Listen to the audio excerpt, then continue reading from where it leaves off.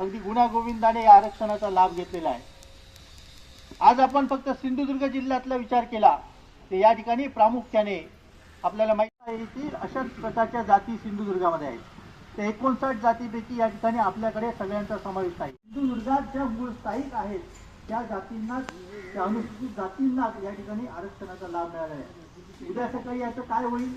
जर याचं उपवर्गीकरण झालं तर निश्चितपणाने सिंधुदुर्गात मूळ स्थायिक नसलेल्या ज्या जाती आहेत त्या जर हिरावून नेण्याचा हा प्रयत्न आहे आणि म्हणूनच आपण या ठिकाणी निश्चितपणाने अधिक तीव्र लढा करायचा आहे। परंतु ही आपली सुरुवात आहे, ही आपली सुरुवात आहे। आज आपल्याला एवढ्या या ठिकाणी हात देऊन आपण सर्वजण आलेला आहात। निश्चितपणाने पुढचा लढा आपला आणखीन तीव्र असेल हे निश्चितपणाने सांगतो।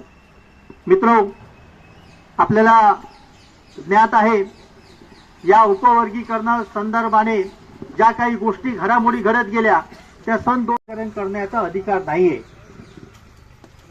त्यानंतर त्याचं अपील झाल्यानंतर सुप्रीम कोर्टामध्ये हा खटला गेल्यानंतर